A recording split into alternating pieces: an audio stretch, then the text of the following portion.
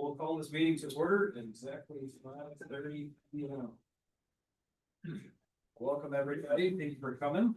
This meeting is being held in open session, of course, with Chapter 551 of the Texas Government Code and Business as conducted by the board will be done so in open session. Each regular session will be open with prayer and pledges to the flags. All persons in attendance are free and welcome to participate or not at their own personal discretion. So please rise. Pledge of allegiance to the flag of the United States of America and to the republic for which it stands, one nation under God, indivisible, with liberty and justice for all. Honor the Texas flag. I pledge allegiance to thee, Texas, one state under God, one and indivisible. Holy Spirit of wisdom, give us insight to the work at hand that we may further your causes and benefit many people. Help us to resist any temptation to dominate, control, or forget the needs of all. We ask this through our Lord. Amen. Amen. Thank you, Michelle. Thanks, Michelle. Collaborative words. All right, well, welcome to our October session. I think we all thought it may be a little cooler by now, but it is summer number 2. So we will go ahead and get started with agenda item number 1. We have a pretty full agenda this evening, but any citizen communication? All right, seeing none. We will go to agenda item number 2, which is tax code section 615. So board member have anything they'd like to discuss? Okay. Takes us to agenda item number 3. So this is the approval of the minutes from the August 26, 2025 regular meeting. Chairman, I'd like to make a motion to approve the minutes of the August 26, 2025 regular meeting as presented. Second. First by Mr. Couch, seconded by Mr. Slovett. Any discussion? All those in favor, please raise your right hand. Motion carries. Mhm. And then agenda item number 4 is presentation of the service awards. Yeah, come around.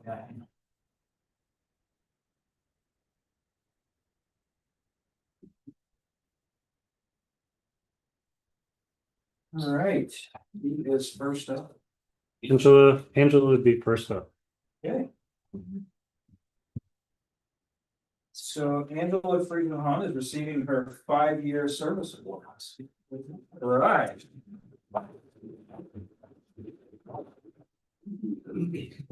I gotta think. That's just not right. All right, thank you. Thank you. Next is gonna be Mr. Brandon Voigt. All right, Brandon is 10 years service.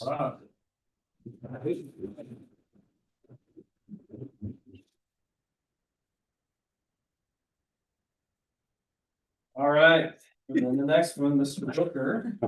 15 years.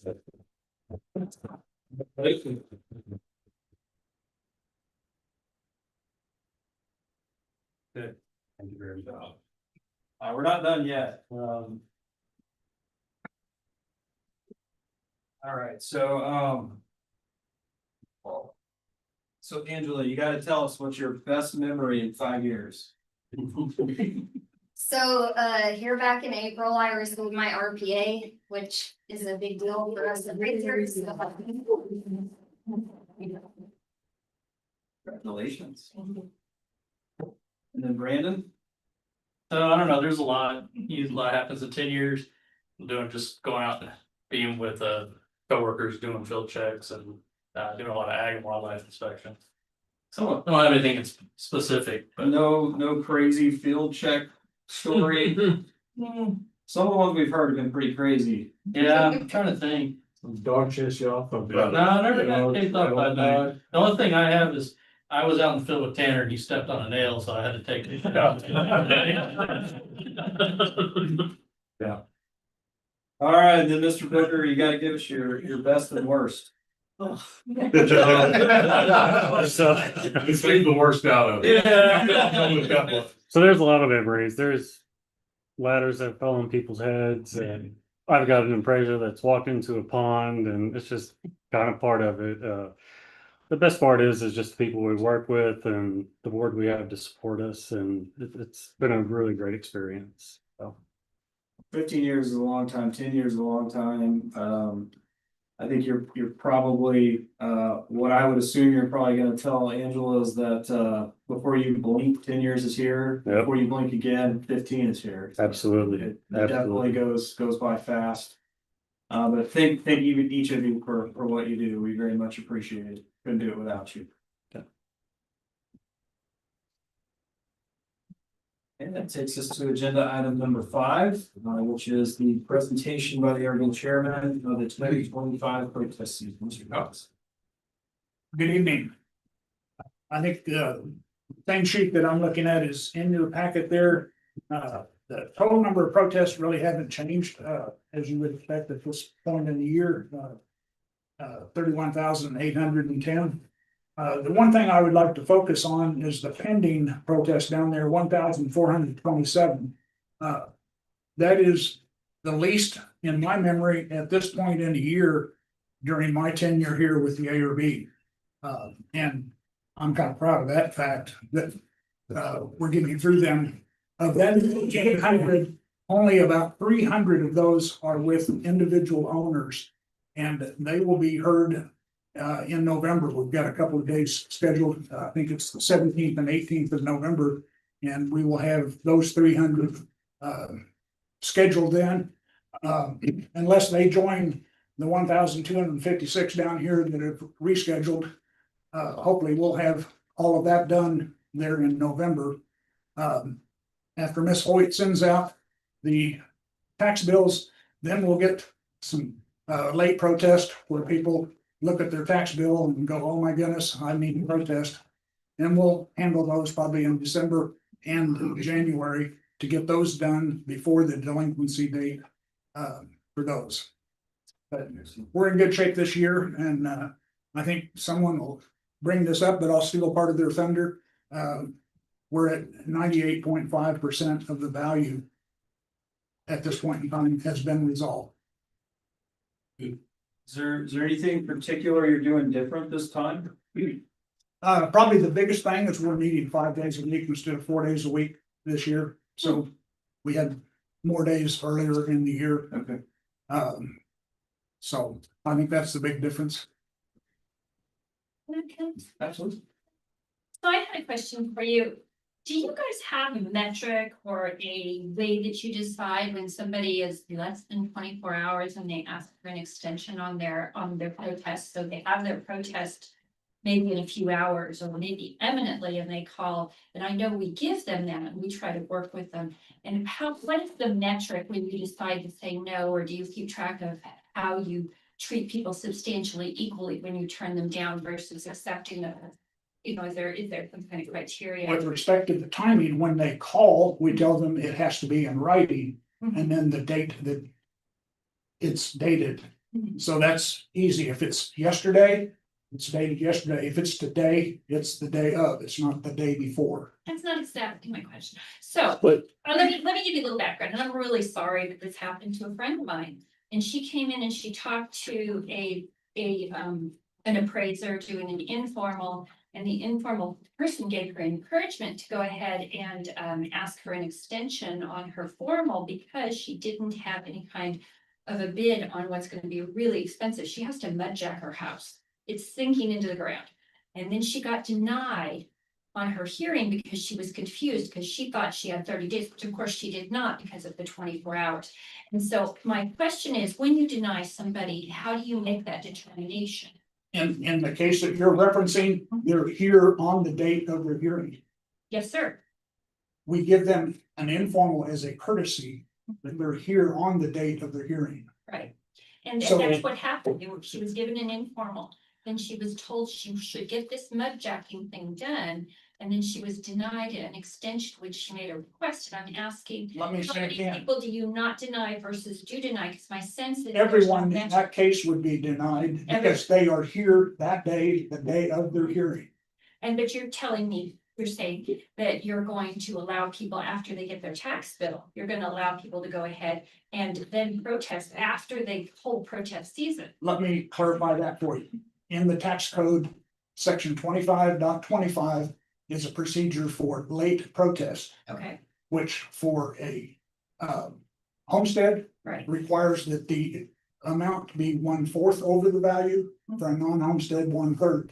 That's different than a normal protest that he's filed back in the spring. And you can file that protest up until the taxes are due, so they've got till January 31st. That's filed. But not if you've already filed the protest. But not Okay, already. if you've already, Right. so If there's. you've already had a protest, you cannot file Yeah, that. you one. can get So two there's- prices, yeah. Yes, so there is no time that if somebody requests and it's less than 24 hours. You No, give them So the what the code says is prior to your hearing date and time. code, I'm just Okay. saying, I know, but a few years ago, I was within my 24 hours and I was allowed an extension. She was physically here. She was encouraged by the agent. The other, She was denied. correct me if it's changed, but the other opportunity is, if you miss the day of your hearing, you can submit a written request within 3 days. 4 days. 4 days. With good cause. With good cause to reschedule the hearing.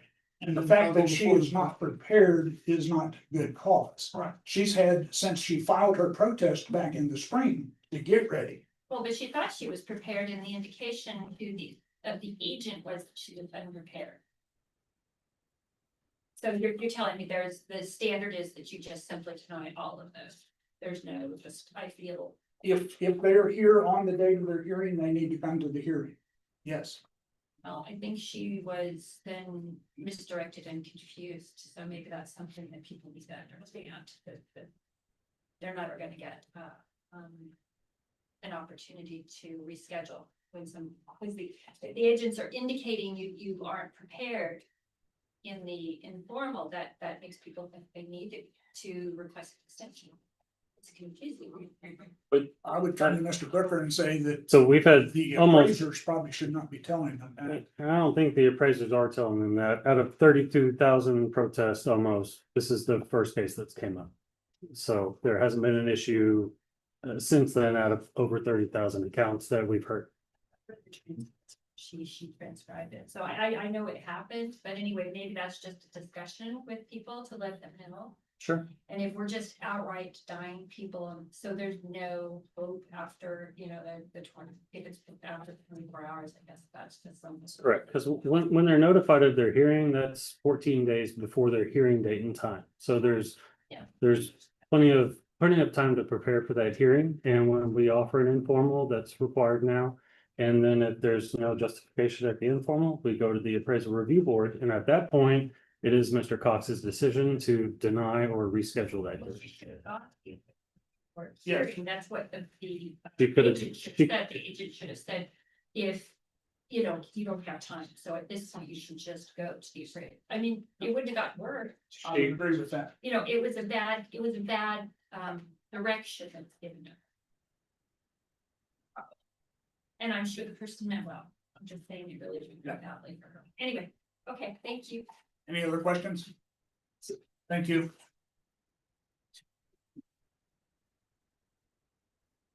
But Mr. Cox, please relay back to the ARB. We're very appreciative of the work that they're doing to get as close as we possibly can to hearing everything. So thank you for that. Thank you. Good evening, everyone. Beat me to it. All right, Tax liaison officer report. Mr. Anders. next time. Okay, so in this last period, since we got together, which was on August 27th, there have been no formal complaints received by my office. And no LBAs or limited binding arbitrations. Again, those are the arbitrations that focus on procedural matters. I usually give you a hint at some trends that I'm seeing. And one that I've seen last few weeks, it's not brand new, but I'm seeing it for some reason more and more often, as often as we, despite the fact that we try to make it clear. People will come to my office and will say, Mr. TLO, I am over 65. I've had my homestead exemption in place for many years. And I cannot understand for the life of me why, with my homestead in place and my over 65, that my market value continues to go up. I thought it was supposed to be capped or frozen. what they don't understand is your market value isn't frozen, your market value can continue to go up, go up, go up. But what's frozen or really capped, because frozen would indicate that it can't go up or down, so we prefer to say cap. Because it can in theory go down, but it's not, so they get the market value mixed up with the taxes, and it's really primarily the school taxes we're talking about when we say they're capped. So it's an education thing, and we usually have to cool them down a little bit. I usually take them to Kristen's site and show them their history of taxes and especially school taxes. And I point out to them over the years that since they got their homestead, it's pretty much been the same. They calm down a little bit, but that's really big misunderstanding. So I'm trying to get everybody aware of it and help so we can help stamp out that misunderstanding. Property owner engagements 227 since August 27th, all addressed and resolved. There an important thing today to talk about, and I have follow-on charts about this, pending ARB term expirations. So if you go to the next slide, please. Okay, as I spoke to you last time, there are 16 total positions on the ARB. 7 full voting members, those are staffs, as are 9 auxiliary members. There are no current vacancies. However, there are 9 pending term expirations. So let's go to the next page. Okay, so when this chart package data cutoff occurred, we have the 9 that are expiring at the end of this year, and those are listed at the top. But we had 7 which have expressed an interest in the ARB, and I've contacted everybody on that chart to make sure that even if their resume came in months and months ago, are they still interested? And these are. Since I made this chart for the cutoff, another resume did show up, so there are now 8 candidates, and there's another from a person named I think it's Novak. So there are now 8. But the important thing to understand is you have a choice. You can either appoint everybody on the upper part of the chart there who are currently serving, or you could do some of them, and you could add whichever people from the bottom that you think are might be even better candidates, and add them to the mix. So it could be all one, all the other. It could be a mix. It's really your decision. 7 remaining. Correct. There are 8 now because of the extra one that came in after this chart was made. Gotcha. Next chart. Okay, so What you meant is there were 7 whose terms were not expired. oh yes, Not 9 expiring. Yeah. okay. So let's talk timing. You have a choice of doing it tonight, December 9th, the meeting January when that's determined, or February, because the really important thing is that these people be identified and notified before training, which is in the middle of March. So we got a little bit of time. There's no emergency to do this right now. And I remember last time we did some evaluations. You wanted some of them to come in and actually talk to you and a chance to interview them. So this might, if you waited, that might give you an opportunity to do that. I think you're gonna have more detailed discussion in executive session. That's okay. If All right. I might interject, Mhm.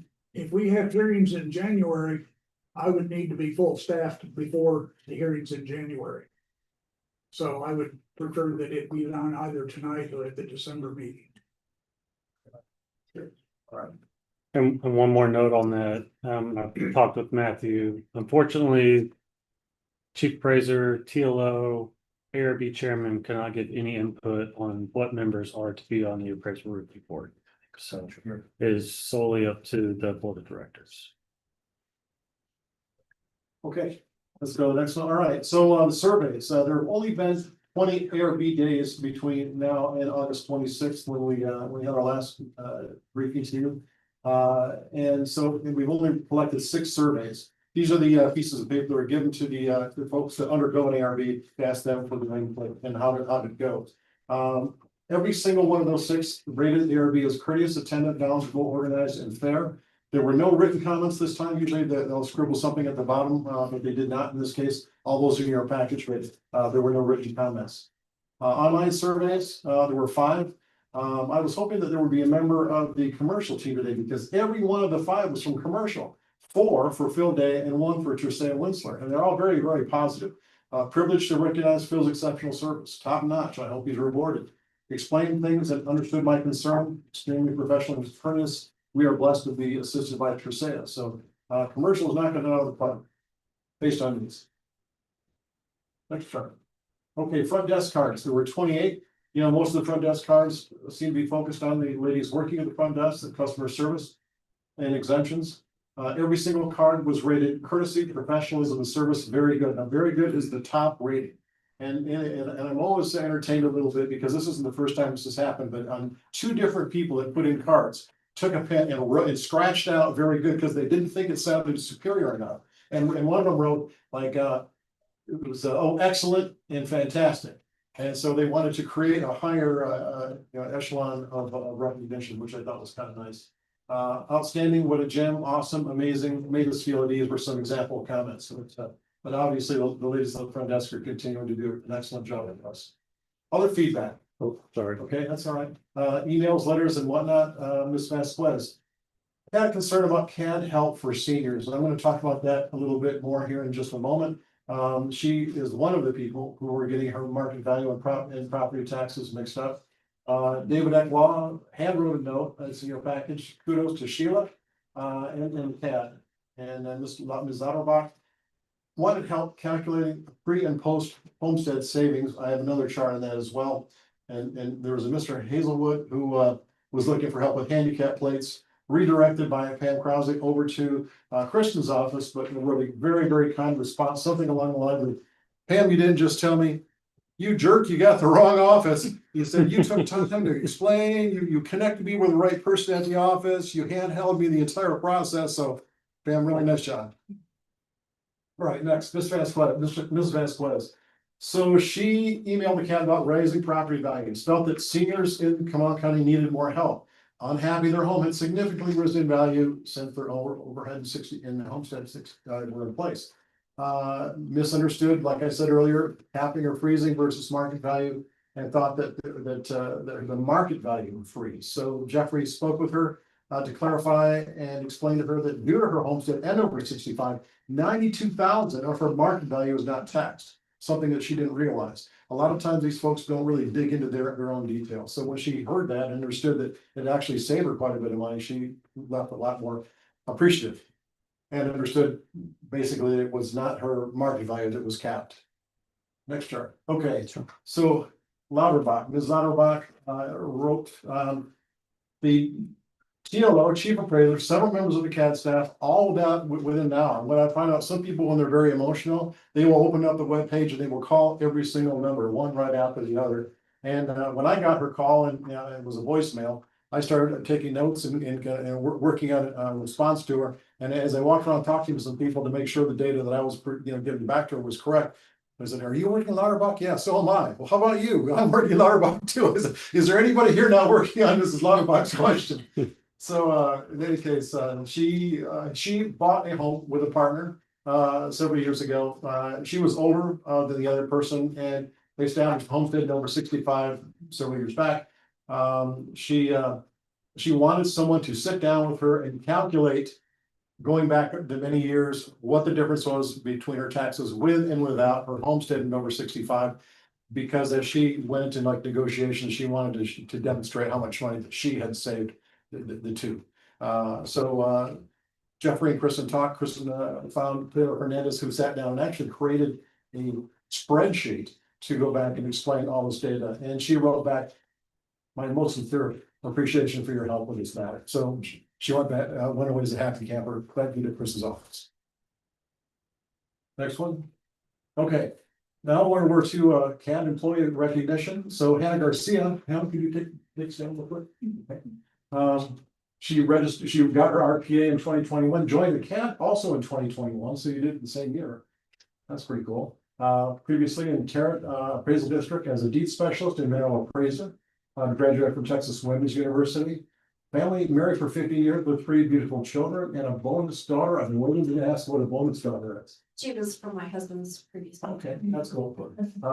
Personal time, homeschooling 3 preteens. How you do that and have a full-time job at the same time is got to be incredible. Baking and cooking from scratch. You mill your own grains. Wow. Gardening and big dreams of a very productive homestead and holding out to a career every single day. Anything you'd like to say? So what's the specialty cooking from scratch? Oh, just wanting to eat as healthy as I can. I'm always envious of anybody that can cook from scratch because I cannot Zero. There's a lot of chemistry in that, yeah, I haven't figured out yet. Well, thank you for what you do. Next chart, please. Okay, and the next employee recognition is Brandon What? Thank you, Brandon. Brandon is the lead for our land and agriculture appraisers, and he joined back in 2015, the CAT. He was previously a residential appraiser, an ag appraiser, and a land ag senior appraiser. Graduated from Texas State University in 2014, 1 year before coming here. Also has a business management degree and is a registered professional appraiser. Also has HVAC and refrigeration site state license, was married in 2017, has 3 amazing 2-year-old daughters. Enjoys all things hunting and fishing. Anything you'd like to say? No. So we don't need to put any HVAC repair cost into our budget now. I appreciate that. Built in. I'll be honest with you, Voight's been on the roof. Yeah. So he's done all that, so. He's our first responder. HVAC first responder, added to the list. Thank you. Thank you. Thanks, Voight. All right, and next over to the ARB. So from the ARB, stand okay? Okay, so Chrissy joined us in 2023. Previously, well, she's a lifelong Texas resident, and even though she's a lifelong Texas resident, because she is a military wife, she got a chance to move around to several different places, including North Carolina, New York, Hawaii, Alaska, and Wisconsin. She was an FRG, a family readiness group leader, while her husband Larry was deployed with the U.S. Army in 2024 and 2025. She's a small business owner, Magnolia Trade Company. Her education is from Alvin High School. She's been married to her high school sweetheart, Larry Spradley, who is currently our New Braunfels Mayor Pro Tem for 37 years. 5 sons, 3 have joined the military, and 3 grandsons. And her interests are travel, especially cruises, cooking, and gardening. And she is on the board of the Crisis Center of ComalAD. Anything you want to share or say? Pretty much some of that. What's the craziest cruise story? I can't do the cruise. I just can't do it. So Oh, my I've bird- lived through others. I'll tell you, on my birthday, we went, and we've never kayaked before, we went kayaking, and we were the slowest, and we were going against each other on it. And then they sung happy birthday to me, which he videotaped, which was beautiful. And then we beat everybody going back, so we learned how to do the, you know what I'm saying, like with practice, Yeah. you get better and better, right? Yes. So the more you do something, the better you get at it. Y'all would all agree, right? All right, thank you. Yeah, Wow. you're welcome. This concludes my presentation. It's nice to meet all of y'all, by the way. Any other questions from Mr. Anderson before we keep going? I have one comment. I don't know how many times over the years called with problems. And I called when I got on my phone and asked for Hannah. I mean, oh, it's like, like a hostage negotiator. I mean, you know, kind of like, wait, what about, you know, she like, no, okay, so and so, so. Good to see you, get recognized. Thank you. The only thing I had was, well, 2 things. I did note that, they do scribble out very good. I mean, I've always said that it's fantastic to, when your rating's not as high as they want it to be. The other thing is that there was a mention, like we've talked about in here, about walking in these front doors is very nerve wracking for the everyday citizen. It's very intimidating. And they even noted that it's hard, it makes them nervous, but the front desk really takes that and de-escalates it, and that goes a long way. So really appreciate that from the staff. It's huge. So And then the other thing is that there is a lot of confusion about the over 65s, the senior citizen, and how to navigate that, and they hear all the chatter, you know, in the marketplace, but just helping really very succinctly explain what that means, that goes a long way. So thank you for what you're doing there. And if there's anything we can do to help with that, if there's like a little circular or something we can make, I think it'd go a long way, but. So, Crystal, she's one of those front faces right here, so she's one of those, well, thank you. yeah. Thank you. Okay, all right. Anything else? Yes. Just we started very fast, and I was just wondering, Doug didn't get to speak because he hadn't made it possible to ask you to do that. I actually, can you go back in an agenda? I don't know the answer. I mean, you could if you really wanted to, but typically you gotta sign up by the time the meeting starts for public comment, so. Let's do it. I think it's fine. Yeah. Sure, it's your Okay, call. So we're gonna defer from 7 and go back to agenda item number 1. Thank you. And so, Very much. so that we do have a citizen that drove in, we want to give them the time. There was actually another person signed up. Nobody was here when we went. That was Cart, it's yellow. Okay, so you already dealt with that. Yes. Agenda item number 1 is citizens communication. So, thank you very much. My name is Douglas Kirk, and I actually want to compliment this board. So that's a bit of a surprise. You all right? The previous attorney that you had was just plain mean. I had a great conversation with Mr. Tepper, and he's professional, he's courteous, he's willing to negotiate, he's willing to listen. And that is all on you because you guys hired him. So thank you very much for our conversation, and I'm sure he'll tell you more about that. The other thing I wanted to say is that I sat in on a meeting with a taxpayer during an informal. And the taxpayer had comparables that were supplied by the district. During the course of that meeting, the appraiser said, I have the comparable over here, one single comparable, not those. I have this one. But that appraiser refused to give that comparable to that taxpayer. I don't understand what that means. Where is that coming from? I think it goes toward the issue that I've been pushing for a while. And that is that I don't think we have a good handle on the comparables. I think the computer-driven comparables have a tendency to have outliers, which are bad. I don't know how many, I don't know what percentage. If you take a bell-shaped curve, you got a section at the beginning, a section at the end that are bad. I don't know why they're bad, other than I think it's the software. And I would urge you to look into that, find out why a taxpayer is sitting there being told she has all of this stuff that's been sent to her by the district. Oh, but this is the comparable here, and you can't see it. That was bizarre. Thank you very much.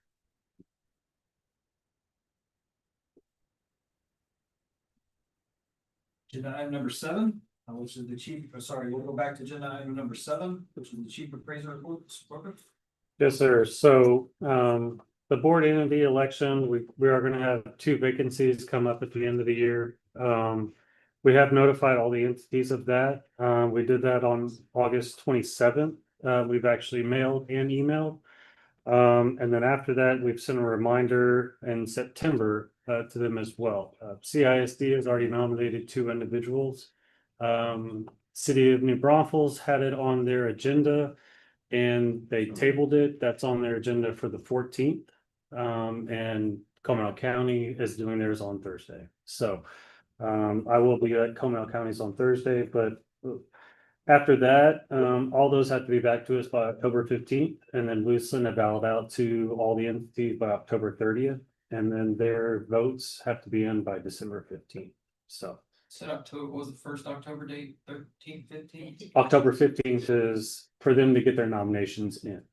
And the 30th, you send back the A ballot, yes, sir, and the number of votes.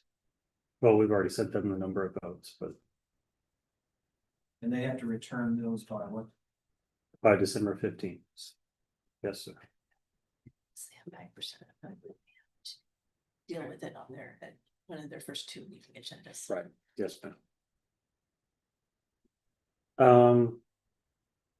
So the next item I have is our Texas Association of Counties. Typically every year we get a refund from them. This year, their board did not elect to give a refund back to Those are our entities, so we're not going to get a refund this year. It's based off claims and the insurance process, so just wanted to let y'all know that. So cost per parcel. This came up the last board meeting actually. Give me 1 second.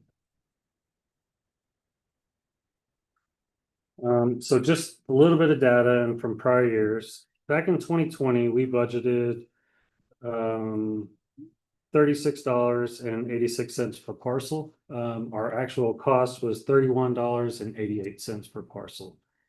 21, we budgeted a little over $39, 39.02, and we spent $35.73 per parcel. 2022, we budgeted $42.71 per parcel, spent $39.60 per parcel. 23, we're at $47.39 budgeted and spent $41.75. And then for 2024, we were budgeted at $48.50 per parcel and spent $43.30. For the current year, we've budgeted $49.63 per parcel. Obviously, we don't know those numbers yet. But after looking at it, and Ryan ran the numbers the other day or yesterday, it looks like we're going to have about $270,000 left over from our current budget this year. So I know it came up. I just wanted to give you all the data and information we have. Obviously, our cost per parcel has gone up, but we're not spending everything that we're budgeting for, and we're staying pretty close though.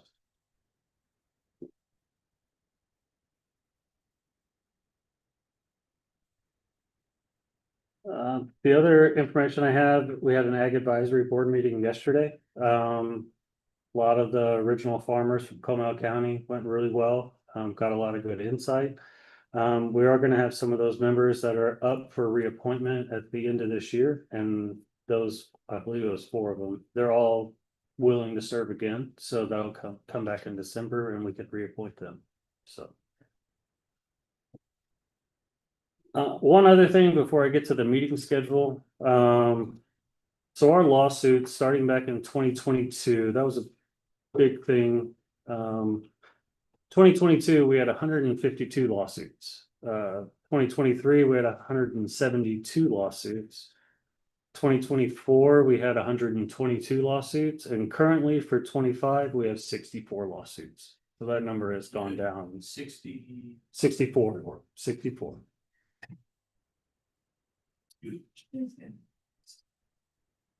Excellent.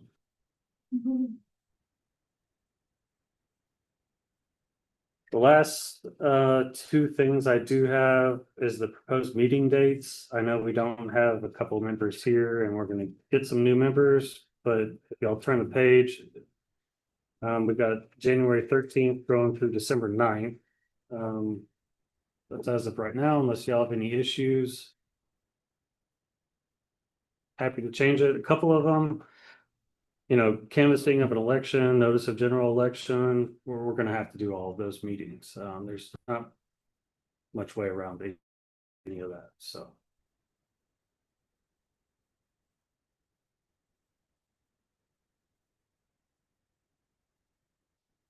You know any more about our training, the changes to the law, what that's gonna look like, or? Yes, sir. And we'll get to it here in a second. Mr. Tepper's already looked through our board manual, and we're going to have board training in the January meeting of 2026. So every board member will be fresh on the new. They will also all, starting next year, have to take comptroller mandated training as well. Right. But I don't know, they have not put that program together yet, but the way the law was written, it will be provided, it looks like, most certainly by VG Young Institute on County Government. And I don't know how long the training is going to be, but one of the things that it said in the law was if you were an appraisal district which collects, which we are not here in Comal, the part on assessment and collection has to be 8 hours, which leads me to believe the part on appraisal will also probably be at least 8 hours, which is obviously I do not envy anybody that has to sit through 8 hours for appraisal district board trainings. My timing was pretty good. And yeah, well, and just a reminder, so the two vacancies we have now, those are 4-year terms. They're staggered 4-year terms, so they're longer terms than they were, so. And the last thing I have is our next meeting is December 9th. When's the next election for elected positions? Is it Next year. 7? 26. It's November 4th. Hold on. That's going into effect 27. Is there a? No, November of 26, the general election, select 3 elected positions and goes into effect for January of 27. So it is 3 positions or? 3 They elected. were stacked. No, it is. It's I think it's 1 position this November. And then in 28, it would be the other, it would be. Oh, so- No, it's all Is it- 3 is it all 3 this positions, month? and Yeah. at the January meeting, they draw straws for the length of terms. Oh, And then 1 member serves a 2-year term that'll expire on 28, and 2 members serve a 4-year term to expire on 2030. So, October 7th, is it on Wednesday? sure. I had that.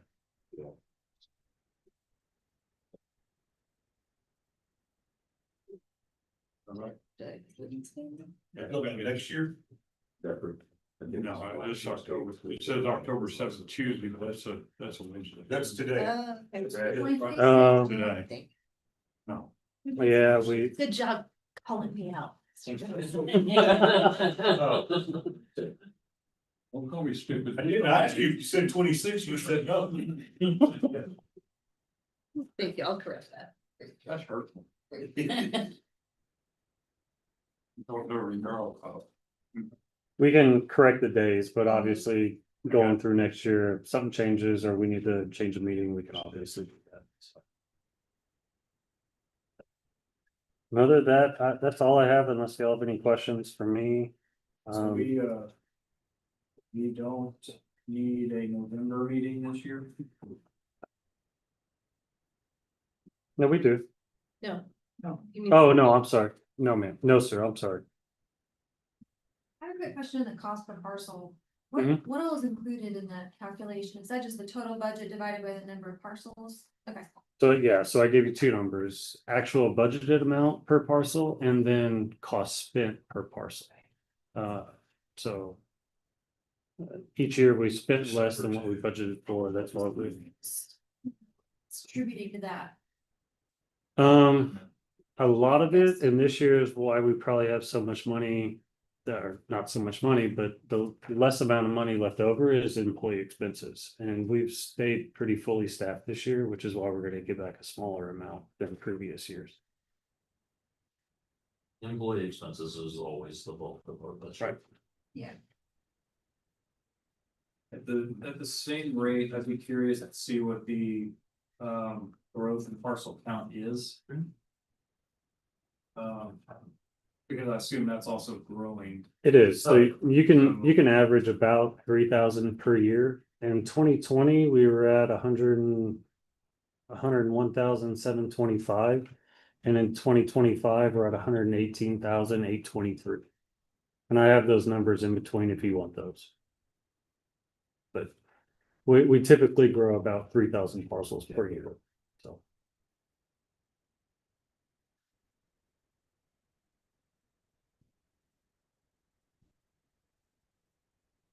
Any other questions for Mr. Booker? Okay. This is to agenda item number 8, which is the financial report. Mr. Dow?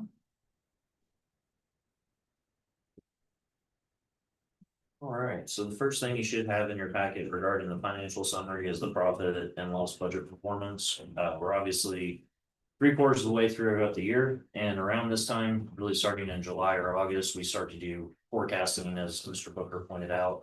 He was able to give you at least a general idea. Obviously, we have 3 months to go on all these things, but as we forecast, we start to look at, okay, in December, what lines are we looking at possibly needing line item transfers in and things like that. And so before I get into the P&L, we are looking at probable line item transfers in maintenance and repairs, small one in data processing, which is a lot of our software licensing type stuff like Office 365 and some of our network security licenses, things like that. And then as well as contract services. Contract services is a little tough to forecast, but using averages and different things like that. Plus, with the feasibility study not being budgeted for the 2025 year, we're looking at a deficit of around $37,000 or $38,000 in contract services, not in the overall budget. So, and as Mr. Booker pointed out, we are looking at about a little over $270,000 being left over. Total.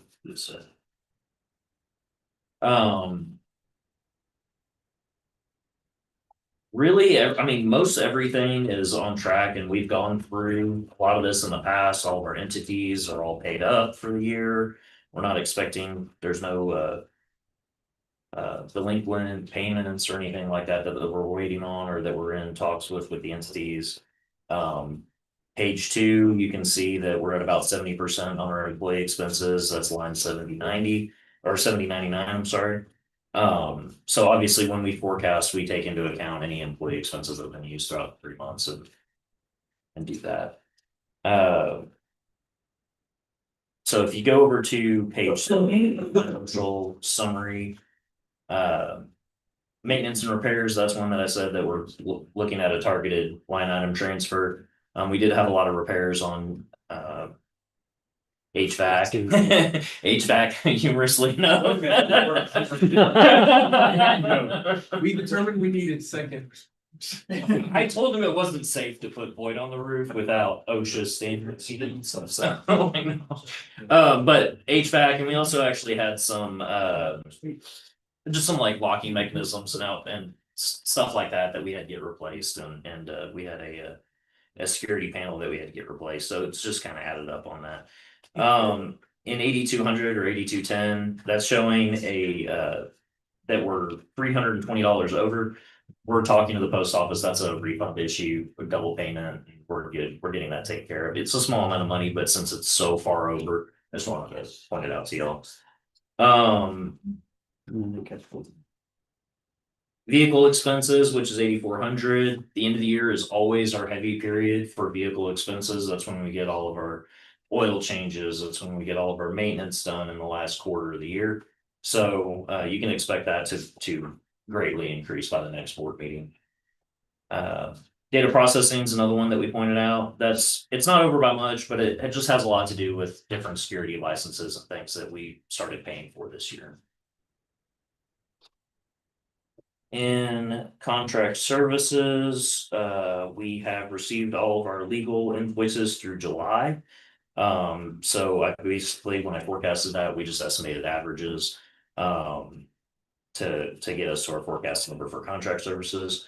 Things like legal services, HR consultation, those are the things that have some variability when we're forecasting, just because it depends on how many lawsuits are filed in the next 3 months, depends on what kind of responses we have to do. So something that we look at, but it's something to keep an eye on as well. I'll just reiterate for this meeting, if you go on to page 4, youth services is at 109% in contract services. That is 8619.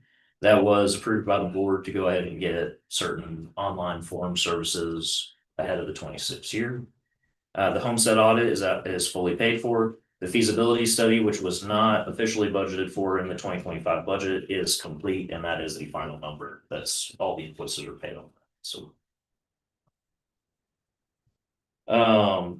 as far as appraisal review board, as they said, we may have 4 or 5 more ARB days throughout the year, so we are definitely not expecting to hit our mark on that. There may be some arbitration expenses as far as just arbitrations that are heard, and depending on how those go, which favor they're in, we may have to pay some fees on that. But we're not anticipating getting anywhere close to the 236,000 of the approach with fee. Do you have any questions on the financial summary?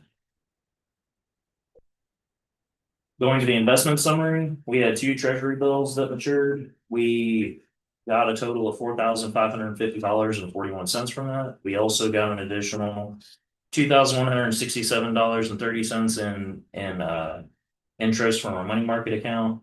That reporting period is from August 1st to September 30th, so it's about 60 days. We do have kind of a substantial amount of money in our money market. I didn't have a chance to talk to Mr. Booker about this, but I'll be talking to him about picking a number out of that to go ahead and reinvest in another treasury bill over the next couple of weeks. And do y'all, on the next page, do y'all have the totals for the committed funds? Yes, okay. I wanted to start including that just so that you guys can have a ongoing idea of exactly what we have in those funds. So currently, as of the reporting date, we have about $908,000 in committed funds for different things. And just as a reminder, the board can always, even though they are put into certain categories, the board can meet and reallocate those funds to whatever category they need to be at that time. And then the last page is a balance sheet for the period.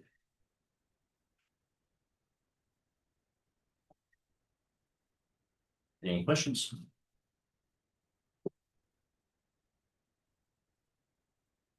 I don't think so. I don't know if y'all noticed how quick we all corrected that Boyd does not have 3 little girls. You're like, oh no, Billy, I thought he was gonna pass that on. I don't think he knew he had 3 little girls.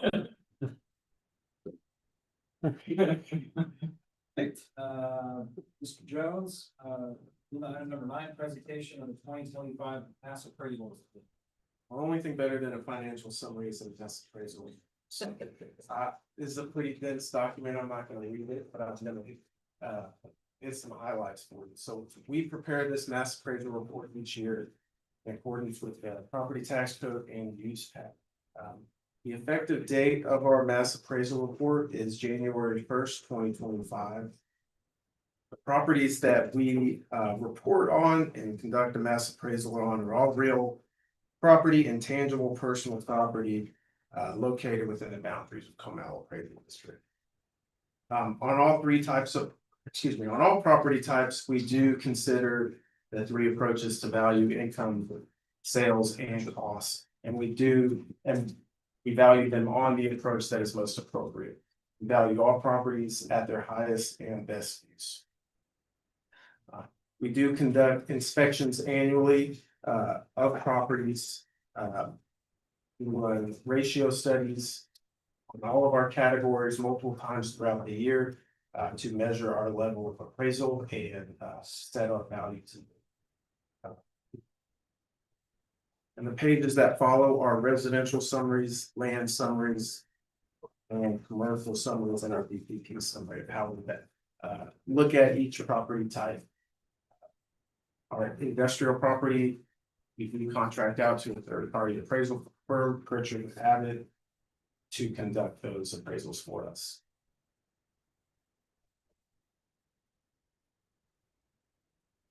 So that is the quick highlight. Yeah, and I'm available for any questions if any.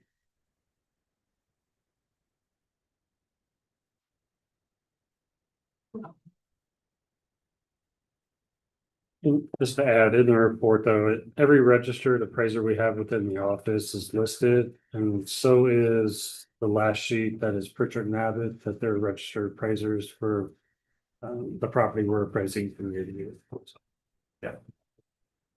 Is this posted on the website? Yes.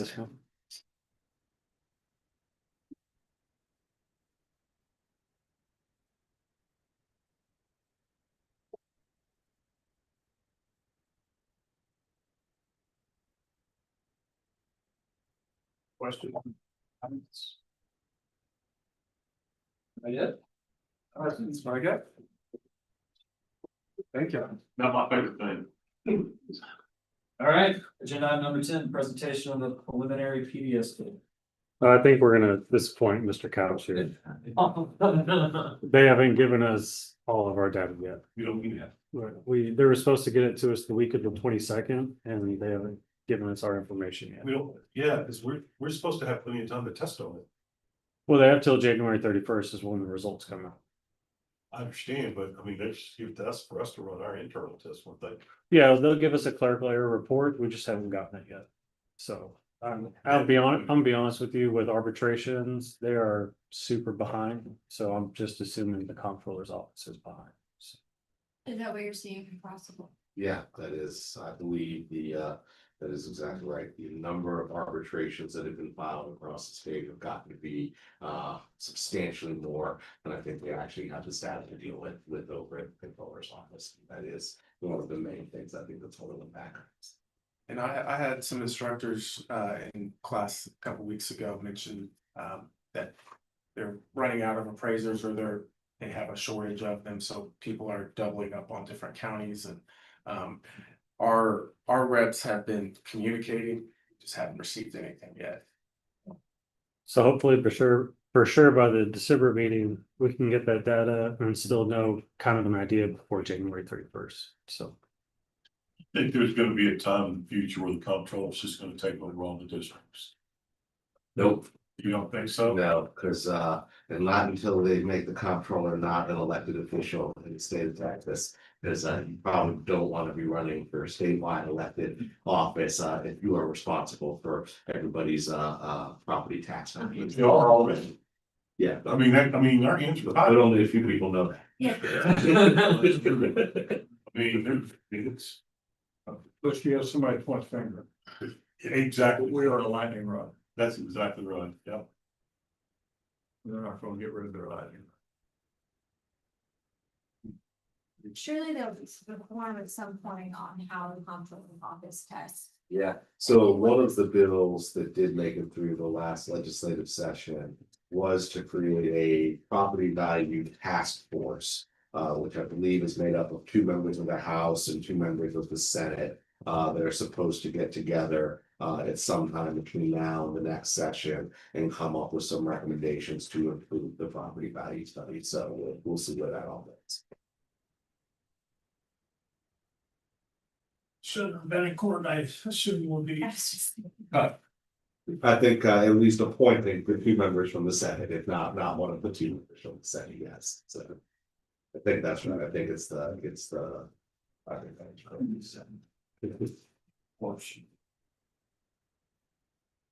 Okay, good. Any other questions for Tanner before we move on? Okay. thank you. Thank you. All right, agenda item number 11, approve the discussion of possible action on the approval of the updated CAD Board of Directors. So we started this last year. This is the Board of Directors manual. Mr. Tepper did review it along with the district. There are no significant changes in it. On page 3, there's just some punctuation and removing B and an S. Nothing big, nothing earth shattering. Page 4 is the same thing. Changing a general election to general election, not plural. And then there's another change on page 8. And that has to do with the requirements. Whether you have an RPA, MAI, AAS, and we're removing the HE. So just small changes. There are some changes that I even questioned Matthew about. Now board members do have to do training every year, but that's statute, so it doesn't have to be within our manual. So these are small changes and I recommend approval based off of the changes we've made.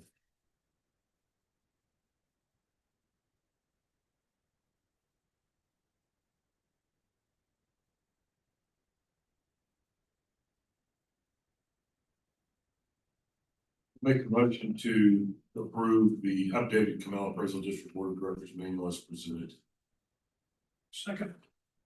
First by Mr. Gotch, second by Mr. Sylvia, any discussion? All right, all those in favor, please raise your right hand. Motion carries.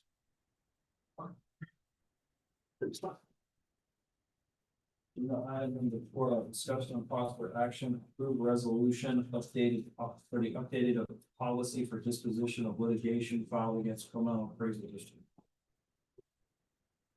So currently I have a resolution that the district can settle out cases up to $10 million or less.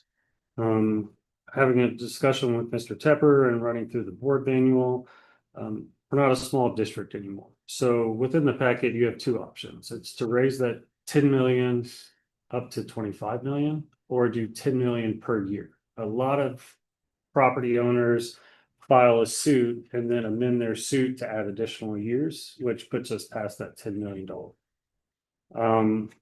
Or the resolution, excuse me, could stay the same. I know I talked to Mr. Tyler about this. Any property we brought to the board that we felt need to be lowered or we had justification to, the board has always sided with the district. And there hasn't been any denials of any of that. And I don't mind giving the board the information of the suits we are trying to settle and what direction we're going. I think this just might be a smoother process to help us keep managing those lawsuits and getting things taken care of moving forward. So unless you have any other thoughts, Matthew. Yeah, no, I think the one real reason to do it is as we sit down and we negotiate with property owners and we try to figure out whether we can resolve suits or not. We get into scenarios where, you know, we reach a handshake deal with them at a table. You know, the appraisers and whoever else and the property owner representatives say, okay, we will agree to resolve the case if whatever the value is. But when we get above that number, which it seems like it's a lot, it's almost every meeting that we've got at least a handful of cases that trigger that number, then we don't really have the authority to make that offer. So we've got to tell them, you know, this is something that we will support and we're going to bring it to the board, but we've got to wait to get board authority to do it. And there's a couple of problems that come with that.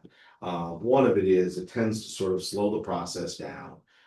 It sometimes makes the property owner, whether we are really negotiating in good faith. We had a fairly large settlement meeting here that you were in attendance at, Mr. Tyler, and I sat right over there by that dais and had the lawyer for the other side chew me out when I let her know that, you know, everybody was good with it. We even had the board chair here to make sure that we thought we could get this to the board, but we weren't going to be able to get real authority until the next Tuesday.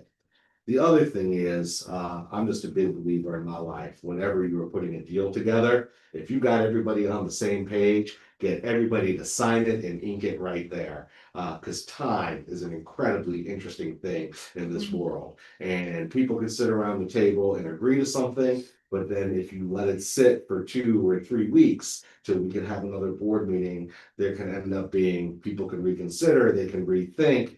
And sometimes we had a deal at the table, but maybe by the time we get it here and present it to you, the other side's decided they'd like to get a little bit more or change it. So I talked with Jeffrey and with Tanner about it. And what we thought might be appropriate, just given that resolution's a few years old, values have increased so dramatically in this part of the state. We've got a lot more high dollars, all of the taxable values have gone up. And so we were wondering if the board thought that maybe another metric for what needed to be brought to you would be appropriate. And if you do think another metric would be appropriate, if there's some other way that maybe the district and us could report to you the litigation values that we're settling so that you can continue to keep an eye on it. And if you feel like, you know, at some point we're getting outside the realm of what the board wants to do, you at least have the information so that you could take some action. But we're really looking at it not as a way to escape board oversight in any way, shape, or form, but as a way to sort of help us move through the process and get things resolved a little bit quicker. And we could still, I'm going to say quarterly, but we could still do a quarterly reporting and say, hey, these are how many suits we have. This is the amount of value that was lowered and justification as to why. But to Matthew's point, we wouldn't have to wait till the next board meeting to resolve. We have one case that was at the last board meeting to settle out 24 and to agree upon a 25-25H for the year 2025. And after the board approved it, they've already backed out of that for 2025. So Now they filed suit for 25 and we're gonna have to go through that suit and deal with it and try to get it taken care of, so. Would a percentage make sense? In lieu of a dollar amount, would that help you or hurt you, or is that good or bad? I think that would hurt just because sometimes we have really low dollar accounts. And if somebody comes in and people do file lawsuits on manufactured homes, or somebody files a lawsuit, on a relatively modest single family home, and it may end up that some of those get fairly significant reductions from a percentage point, but I don't think you really care if the district thinks it's right to slash a manufactured home from $40,000 down to 20. That would be a 50% change, but that doesn't seem like that's as good a use. You could do a combo of something. You're talking about above a certain amount, you could do A percentage of He's- variation of value. Yeah, but you could do something, say. I can see 10 you million gave a a year. really good example why that might be a bad idea. But On the lower end, it would probably be a good idea on the higher end properties, but on lower end properties, it would be. But his example doesn't apply to it's below the cap. Well, but what he said, you're right now we've got a cap up to 10 million, they can do it. But if you change it to a percentage, then it implies that. You could say a percentage of everything above 10 million. That would is a transactional cap that we have now, or is it a tax year cap? It's per case. Per suit. It's per suit, so. And so what do we have in our packet? I'm looking at two different. So one is to change our original one from 10 million to 25 million. So that one. The other one is to adjust it to 10 million per year. So if one property owner has a 3-year, they amend their suit from year to year. So it could potentially be up to 30 million if it was 3 years in lawsuit. So that one's per year. We did try this past year, Tanner stepped in, and we had attorneys sever out cases to try to get things taken care of. It didn't really work that well. So we're just trying to look for a better avenue to be as productive as we can. Do you have a preference on which one? If it was me, I would say the 25 million for the overall case. That would be my preference. What I would say about the 25 million for the whole case, at least those of you that are appointed by the entities. The entities aren't as concerned about a year by year value as they're concerned, obviously, what is the ultimate amount of refund or lost revenue that they're gonna have. And so you're right, it might be that if we had a case, and I would hope we would never have one that would go this far, but if we had a case that went for 10 years and we reduced it $5 or $7 million a year, that's not that big of a change in any given year. But if we're sending over a 50 or a $70 million reduction in value to the entities, that's certainly a pretty substantial change in their financial situation that at least needs to be accounted for. Do we have anything, or can we put together, what's the timeline on need to do this? Because I'm curious about it, but how many times do you have a case where you can't settle it? How many times a year are we talking? We're talking about a dozen, we're talking about 15. Every board meeting that we've had executive session and brought a case to y'all, it's because it was over that $10 million mark. So that'd be less than a dozen that we've had since. I think we've had 15 or 20 this year. Would be 10 to a dozen, probably about the right number. 10 to 20. And you can't do settlement agreements with taxpayers that have a condition subsequent, and that is board approval. I mean, we can, but it's a lot harder to get people to sign off. We can always put it in there, but typically when we get to the end, we're throwing in a fair amount of terms anyway. 2 terms that our regulars know about always are we try to do our refunds without having to pay interest on the refund if they're made within a certain time period, and we try to settle our cases without paying the other side's attorney's fees. And so it becomes an additional level that we're asking people to step on with us. And I feel like we can get better deals and move them through quicker if we didn't have to bring quite as many. But you're right, it's not a huge number, but those to the board. This is, I trust you guys, but is this the flip side of it? board approval on expenditures. Mhm. That's really what it is, flip side, because $10 million, that's at 2%, that's $200,000. Mhm. 25, that's $500,000. That's a $300,000 swing in authority for, 10 or 12 cases a year. And I mean, you always got the ability, I'm not saying no, but I'm still kind of pondering. Always got the ability to say, I need you guys to have a meeting Tuesday. So I got. And we've done that on some of the We big have, ones, absolutely. That's part of our unpaid job is to, to get together and, get a quorum and hear what we got, but, pretty big job. We've had one case that has backed out because of that, Yes. out of the well over 15 or so. And we have 2 on the agenda tonight. Do other appraisal districts have this in place? Some do, although I will tell you, most of the districts that I would consider to be a comparable size of this do have larger authority for their chief appraisers to do it. Most places have a number that the chief has to come back to the board for, but I will tell you, I probably go to 8 to 10 board meetings in a given month with appraisal districts. Y'all are the only one that have pretty much a standing agenda item on litigation items like that the board needs to take off. And if y'all feel like that's what you need to do, then I mean, we can continue to do it the way we've done it. Hadn't been a disaster. Obviously, we've been operating this way for a while. So if you wanted some more time to think about it and chew on it a little bit, we could do that. The other It was thing definitely something we talked about. The other thing I was gonna point out, it's something Rich Kirk alluded to, is that we're cleaning up a mess Mhm. from previous administration. And so it should get better, but I would like to, if you don't mind, I'd like to get an idea of the number of cases that this resolution would affect. And we've done that pay scale thing using comparable counties, get an idea what their limits are. And if Guadalupe County, wherever we got that, kind of like us, population wise, tax base wise, if they're at 25 or so, then we'll need to do that for our guys as well. Otherwise, I don't mind coming to meetings when there's a bunch of money involved and we're gonna get paid. Also, has been skirting their taxes.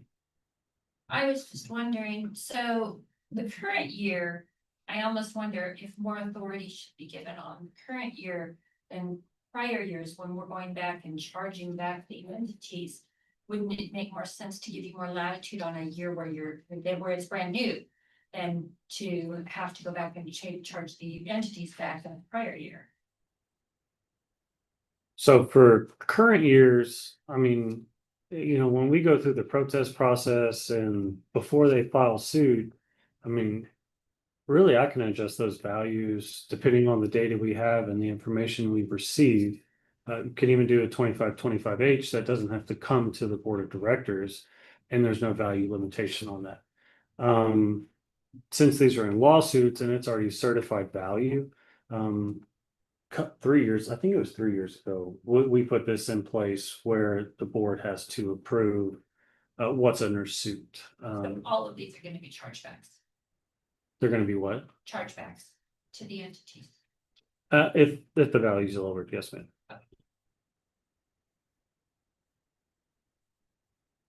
Sounds like if we're going the back and forth, you're waiting on approval, is that racking up expense with our law firm as well?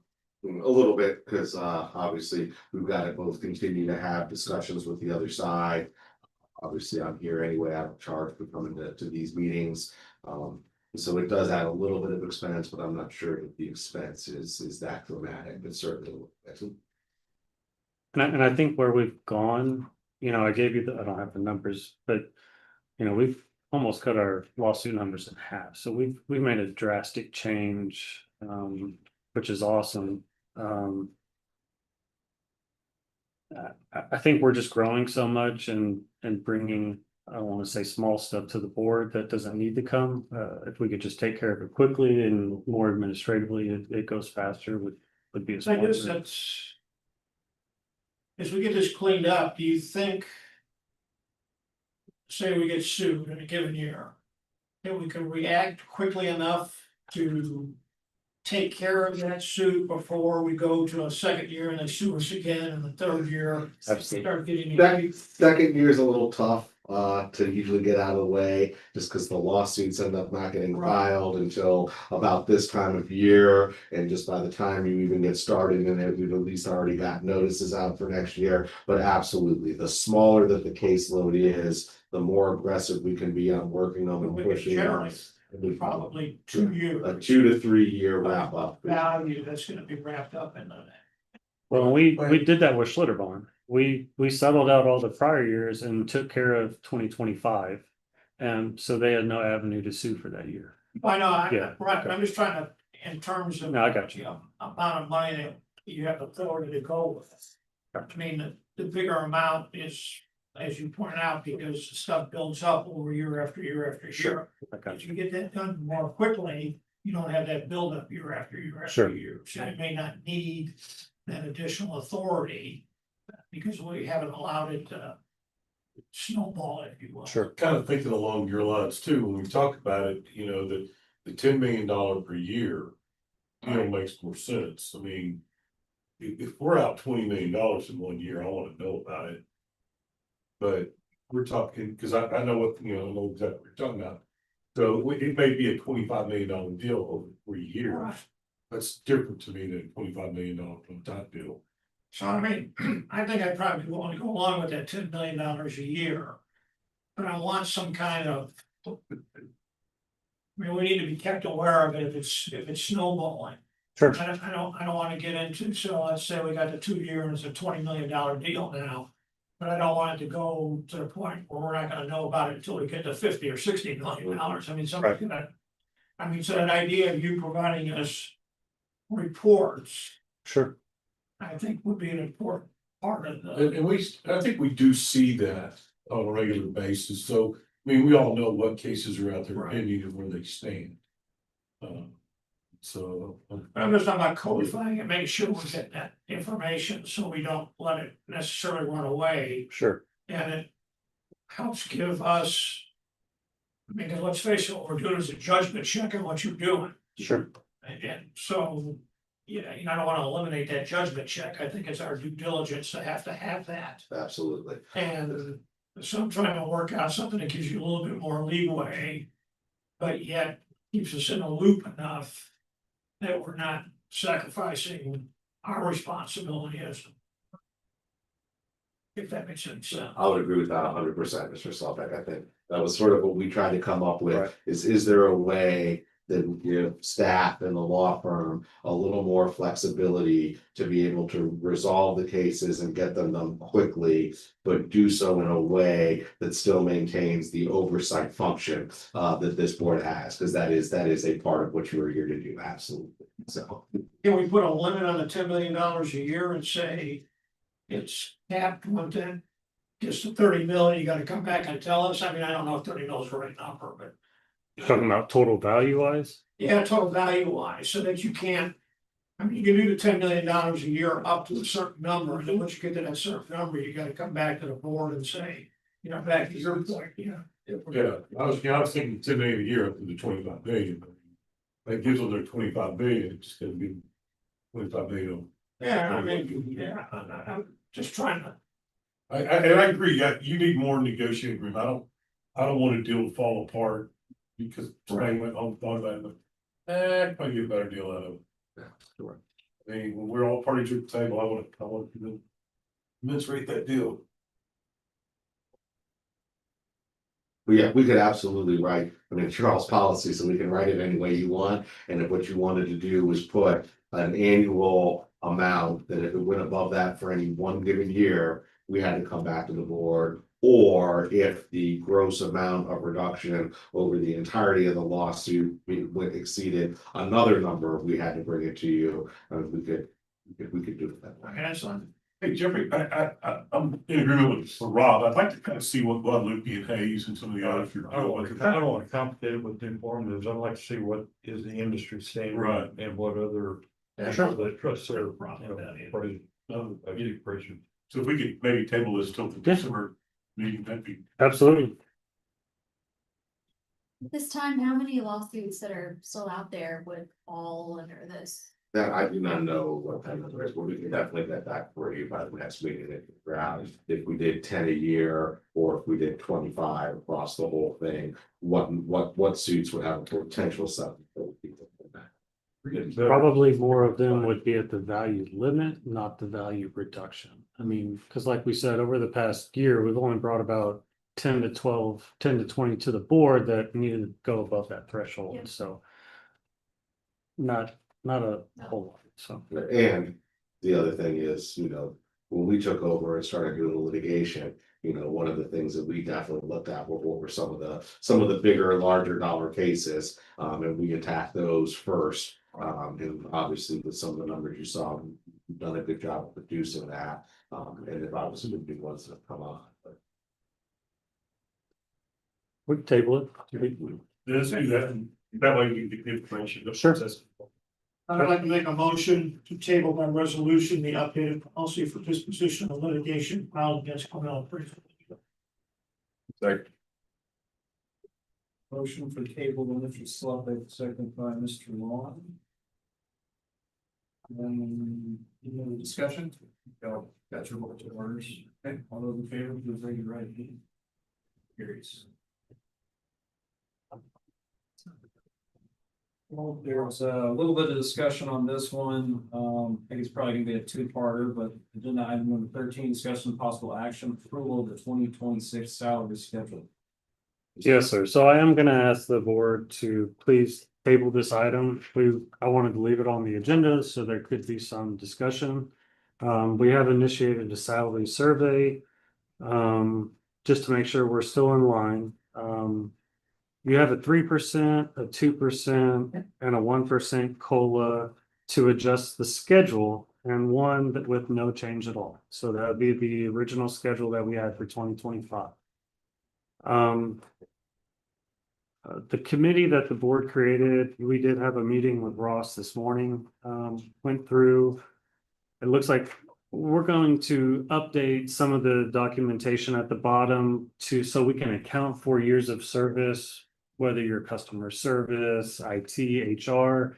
That's not specific to just an appraisal district, but to that specific position. But I wanted to leave it on here to have some discussion to see if y'all had any questions.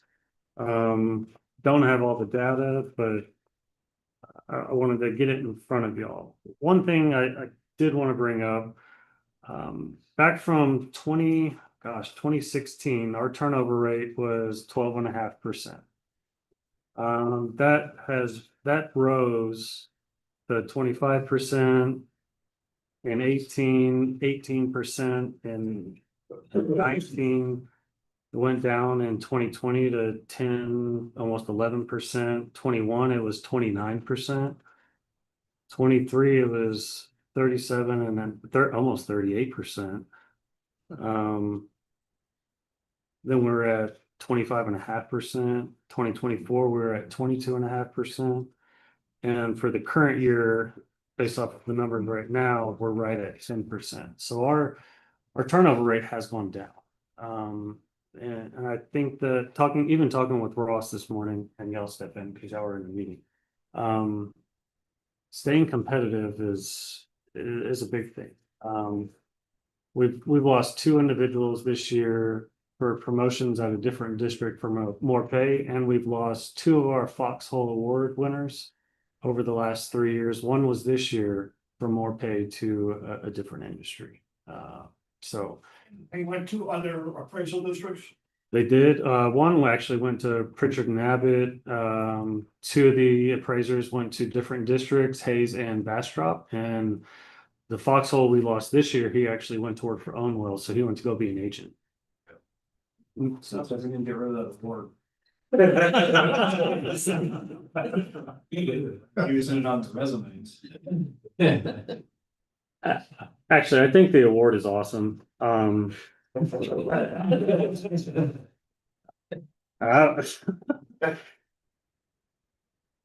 don't know. I think we need to stay competitive, and that's why I I wanted to bring this to the board and we started a salary survey, so I'd like to table this, but if y'all have questions, please bring them up and we can go through it. We just want to make sure we stay competitive with what the industry's doing, so. The only issue I have is I hate making this decision in December. That's what we did last time. Because when you bring all that information to us, seeing it for the first time, we're gonna have to chew on it that night and make a decision. And I would prefer more time. Once I get the data, I can send it to all y'all before the board meeting. Yeah, but I just don't like doing it in December. I'd like to have it earlier in the year. I mean, if we come to an agreement, fine. If not, we can table it and come back and talk about it. And then just some time to kind of chew it over. It's an important enough topic for a number of people to where if we need to do a workshop in November, we should. We've been kicking this around.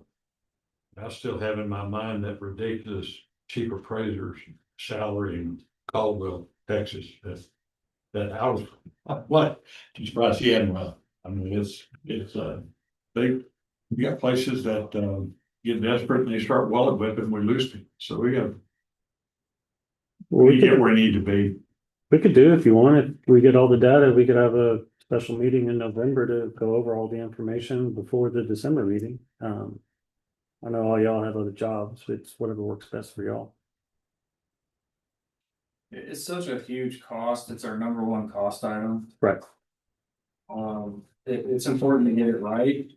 And to also show that we're trying to do our due diligence to remain competitive. Sure. I mean, even 22% is not great. Right. Kristen, I guess kind of put you on the spot a little bit. What do y'all experience? You happen to know? If you don't, that's okay. Countywide should be a 4%. Okay. Step increase this year. Yeah, county did 4. Yeah. And do y'all, It's not a cold. But did they readjust y'all's schedule or no? They just, I mean, the county, I think, just redoes the whole pay schedule. It's and- a step, yes. It's Not such a a- cold this year. Yeah, so it's a 4% increase on I don't know what the current pay scale is Just across the board. Mhm. across the board, right? And And one school district did 3 and the other did Well, 2, not counting what the state's kicked in. But county also adjusted certain positions dramatically as well. Of corrections officers, they realized they were way over. I think the police side, they did One thing we are seeing is, we work with dealerships on the DMV side and we have lost clerks to the private sector. Dealerships are grabbing our well-trained experts. So it's just a constant battle of how do we're government, we're not meant to compete with the private sector necessarily, but the cost of training and then of course, what do the taxpayers deserve? Taxpayers deserve, they deserve content, quality. People. And carpenters got hit with the law that, where they're reaching out for help because they went to hard plates. Yeah. And they've been panicked about it for 2 years, so I can see them going grabbing people that are educated, ready to hit the ground, move this on. The other thing is, I never have been a fan of across the board cuts or across the board raises. It's the mindless, not critical of this, but it's the easiest way to do it. Is you just put the blinders on, just treat everybody the same. And you got certain areas where you need a call from him saying, we gotta build this up, or we're gonna lose this guy to bear, we're gonna lose him to wherever, and but also, I don't want those reviews to change. So retention is real important, but that's, this whole thing is horrible that people have to go through. And so it's real important that you have people that can help them get through it.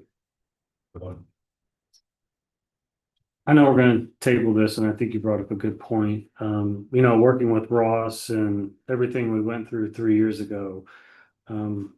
Those comment cards speak words, right? I mean, we've got a lot of good staff here that was doing an amazing job and getting the work done and treating the public right and informing them. So I definitely think it's something to look into so if you'd like, Mr. Tyler, I can get all the data and we could try to figure out a board meeting maybe in November before the December meeting and process everything. I like the idea of a workshop or something. Yeah. I mean, it's too important to shove into a, already 47-page long agenda.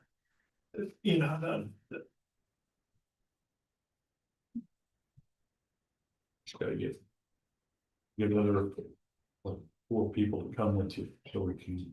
Sorry. We need 4 people to show up with you, and we can get you to have Yeah, this stuff. we need a quorum. And get comfy. Yeah, you gotta get a point. That's right. Okay. So Do you think you can get it by then? Yes. we've already sent it all out, or we've already received some documentation. We've sent the survey to the outlying districts, cities, counties, all the school districts, to get all that data as well for customer service, administration, IT, things like that. So hopefully to answer your question, yes, sir. We could do it before the end of the month, that'd be better. Okay. Any data we get, we can definitely squeeze it in. There's just so much going on next month. Yeah, I know I'm gonna be out of town. I don't remember the dates, but it's the second week in November. I'm out of town for some of it. I know me and Rob and Douglas got a pretty big commitment. Why don't I see what we get over the next week, because we've already sent it out. And maybe we could do it by the end of October. Yeah. Okay. Chris, I'll be making a motion to table the 2026 salary schedule that we had. A second. Motion by Mr. Slepik, second by Mr. Couch, to table the 2026 salary schedule as presented. All those in favor, please raise your right hand. Motion carries. Takes us to agenda item number 14, which is executive session, which we will have today. The Board of Directors on October 7, 2025, beginning at 7:01 PM, convene an executive session in accordance with Chapter 551 of the Open Meetings Act.